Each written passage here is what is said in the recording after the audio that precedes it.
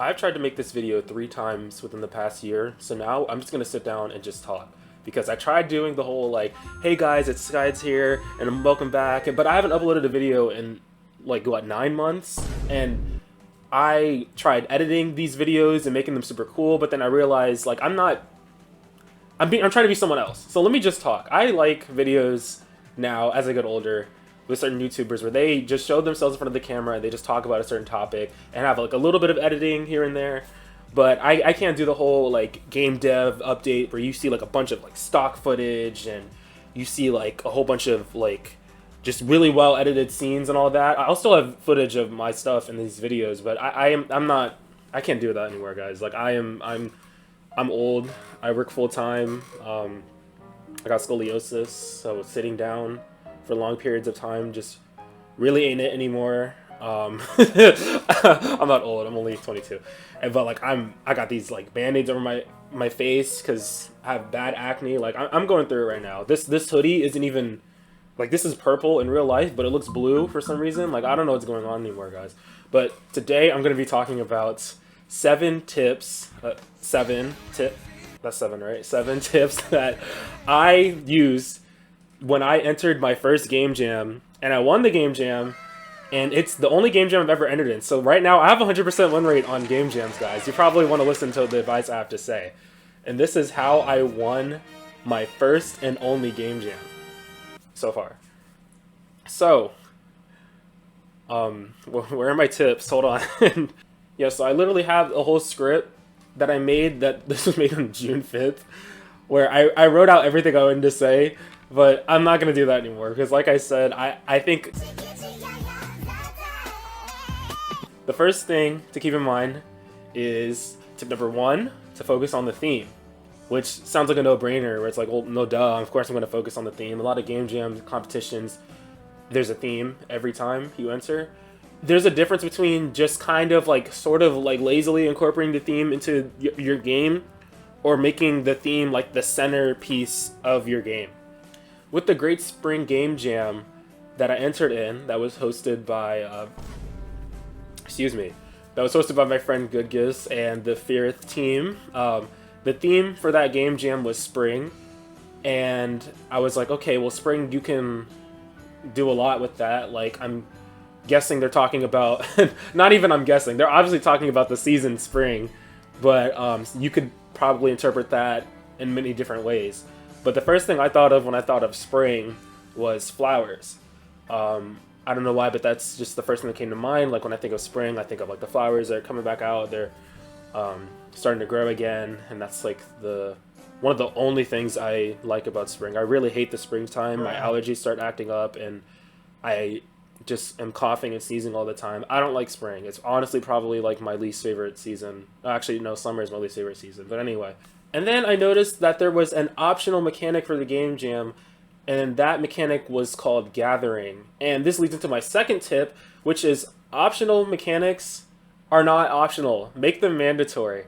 If you see anything on a game jam that's like, try to use this, like a challenge, like use this font, use this color palette, do it, because that's going to give you points to the judges. They're going to look at that and they're going to be like, oh, they actually managed to make this with this color palette that we made, or like this like font we recommended, or this mechanic that was optional. That shows that you went the extra mile to incorporate what they wanted to see in your game. It's kind of like a test or like an exam in school. Like, you know, there's like extra credit. You should always try to do the extra credit, because even if you don't get it right, you know, that's still potential points that you could be earning if you get that extra credit problem correct. So the optional mechanic for the Great Spring Game Jam was gathering. So I was like, okay, well, I thought of flowers and gathering, a game where you gather flowers. Like that sounds pretty simple so far. But then when I was thinking about my idea, I was like, okay, well, this idea is kind of boring, or like kind of simple. Like that's not some grand like crazy idea. Like I've watched these game dev and game jam videos like on YouTube all the time. Like during my free time at work, or whenever I'm just sitting around at the house, and people come up with the craziest like things, and it's insane. I'm like, how did this person come up with this for a game jam? So I wasted a lot of time thinking about the perfect idea, which leads into my third tip, which is don't stress about finding the perfect idea. work on making your idea as close to perfect as possible. So nobody's perfect, and we all know that.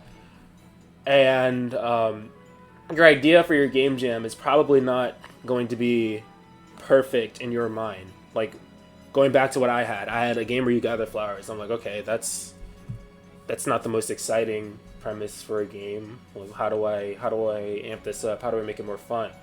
And so I talked to one of my close friends. His name is Andrew, and he's really brilliant. He's probably gonna be mad at me that I'm mentioning him in this video because he doesn't like to.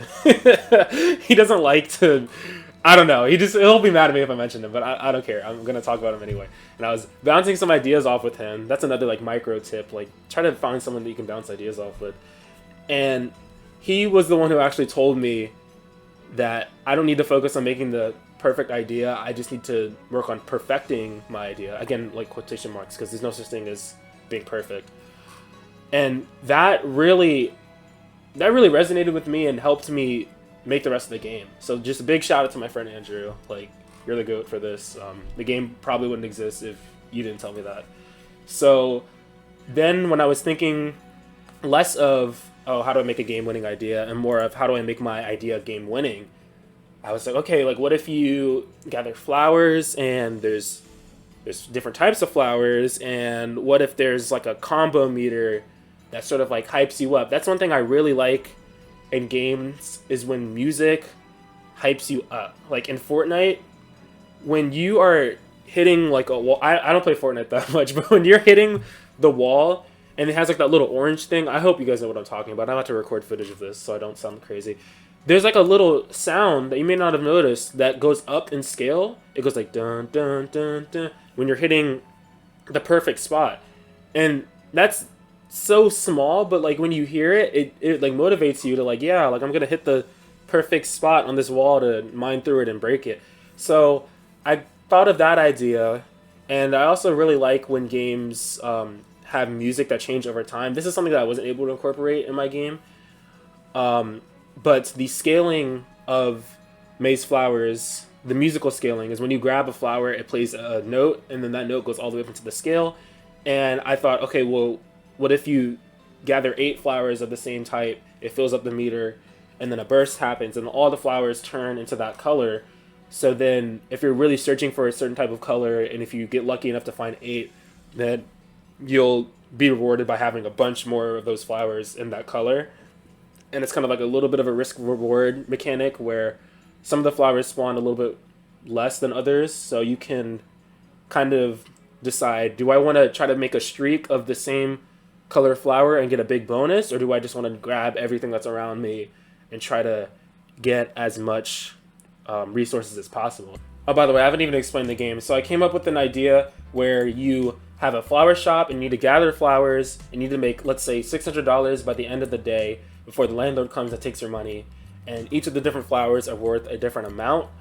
And then you just go out into the world and grab as much flowers as you can. So this streak mechanic really was something small, but it really made the game that much more fun. And the important thing to think about is your gameplay loop, which I'm not the best game developer out there, but I do know that a good game has a good gameplay loop. Like, what is something that you repeat throughout the game that's going to keep you invested, that gives you just like that little hit of like dopamine that's like, okay, yeah, I like doing this, I'm going to keep doing this. Now, tip number, I actually don't remember what tip are we on. What is this? Like 1, 2, 3. Less is more, and limits enforce your creativity. Now, it's easy to try to think of the biggest and grandest ideas when you're working on a game jam, but you got to remember that most game jams it's a time crunch. Like this game jam, I think it was 3 weeks, which is actually pretty long for some game jams, but other game jams are like 48 hours, 24 hours, so you can't think big, you have to think small.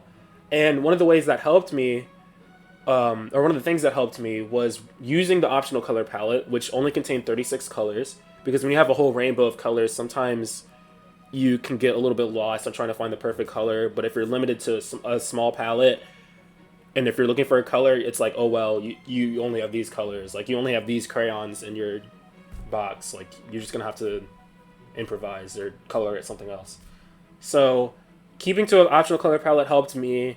And I also started the game with the art, because starting with the art can sometimes help you, A lot of advice is to, or a lot of advice I've heard is to start prototyping your game and just use basic shapes and like figure out the gameplay first. But sometimes starting with the art can actually help you figure out what the rest of the game looks like. I do both of these methods. Like sometimes I make a prototype and then I'm like, okay, what art style fits this prototype that I'm making? Like, is this a shooter? Like, so do I want like a character with a gun or something? Or is this a platformer? Do I want it to be like maybe it's like a platformer where it's a little bit of like a silly platform just from the mechanics. So like, what is that going to look like? But sometimes I do the reverse where I start with the art and I'm like, okay, I drew all these characters out. The art style for Maze Flowers was actually inspired by this mobile game I used to play called World Flipper, where it's like these really tiny little sprites because these characters are the pinballs. It's a pinball game, but you're like pinballing anime waifus, which this sounds really weird, but the characters are really small, but the sprites felt detailed at the same time. So I kind of looked at that art style, took what I liked from it, and I made the art style that you see in Maze Flowers, where each of the characters aren't very big. They're about like 12 pixels tall, I think. I don't have the exact numbers in front of me, but I made these characters out, and I was like, okay, so what is the rest of the world going to look like based on these characters that I just created? And I even have notes where on day one, the first thing I did was I made the characters. I made Almond and Cherry, the two characters on my game. And then day two, I actually started making the player object in the world and started actually programming the rest of the game. My next tip is to add a little bit of story, even if it's just a small bit of dialogue at the beginning of the game. Just something to set up the characters or the world that you're in or what's going on in the game. So I came up with the premise of you own a flower shop, you need to gather flowers and make money. That's simple. Something small like that, even if it's not the grandest story or like the most captivating first sentence to hook you into a story, that's enough to keep the players remembering your game and keep it in their brains for just a little bit. Then another tip I have is don't forget the music and the sound effects. Now, in all honesty, do you think the game Undertale would have as much popularity as it has now if it didn't have the absolute banger soundtrack that it has? And I personally don't think so. Undertale's a great game, but obviously the music really carries that game. So I don't make music. I do make music, but nothing super high quality. I'd like to just mess around and make some tunes in my spare time. And if I had more time in this game jam, I would have liked to challenge myself to make music. But with game jams, you have limited time, and I have a friend, my friend Emmanuel. So I asked him, I was like, hey, can you make the music for my game while I handled the sound effects? And he did such an amazing job on the music. Like, man, music really carries games. So if you are making a game jam game and you can make really good music, go for it. Please make good music for your games. Or find like a free song that you can use online that's copyright free to put into your game. Or contact someone that you know that might make music if you know anybody that does make music. Because once I first heard the song for Maze Flowers, which I'm probably going to play right now, man, that really just made the game feel real. Like, it made it feel like, oh, this is not just something that I'm making. This feels like a real game that I could be playing that's not made by me. So focus on the music. Music is so important. And my final tip on how to make a game jam game is to take breaks. Now, I don't care if your game jam is 24 hours or like 2 hours. Take a small break, even if it's just like 5 minutes. Taking breaks is so important.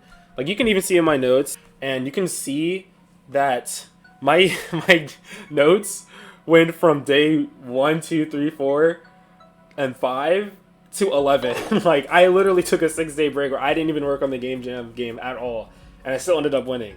So that goes to show that taking breaks is important. Maybe not that long of a break. Like, I probably could have added a lot more to the game if I didn't take a 6-day break from it. But stepping away from your project to focus on other parts of your life and then come back to it. Absence really does make the heart grow fonder. So you'll take a break from it, and then you'll think like, man, like, I need to go back and or man, I just thought of this really good idea for my game now. I want to go back to working on it. So take breaks. So these are all my tips for succeeding in a game jam, and I hope you guys enjoyed this video and it helped you keep some things in mind. I'm going to try to make this video as short as possible, but I do like to ramble. I don't know how long this video is going to be. And although I did win the game jam in March, so that's like, what, 7 months ago, it still feels surreal to me, especially since it was my first time ever doing it. I've always wanted to do a game jam, and winning a competition out of 34 games submitted, and like with it being my first time doing it was just like crazy. It was like an insane confidence boost for the rest of that month. So what's next for Maze Flowers? Well, I have been working on the game secretly, and whenever I get spare time, I've recently been working on it a lot more now. I want to release the game next May. Haha, Maze Flowers releasing in May, like so funny. And I'm thinking of making Maze Flowers a mobile game. In fact, I've already started converting the game files and mechanics onto a phone screen, which took me about a day, honestly. It wasn't just like copy and paste or just like add mobile controls. I had to do a lot to fit a phone screen and get everything working. So stay tuned for more game dev videos. Maybe, I don't know. I mean, honestly, like I mean, looking at my channel, like I don't know when the next time I'll ever upload will be. Like, y'all know this. Thank you guys so much for watching. Don't forget to subscribe. You can follow Skides Games on Twitter for updates on Maze Flowers. And my next game video idea is to make an actual devlog of Maze Flowers and to show what I've changed from the Game Jam version to a more polished version. Like I said, it's also it's going to be a mobile game now. There's some mechanics and things that I've changed, and I will get all into that in a separate video. So thank you guys so much for watching, and you guys have a great rest of your day.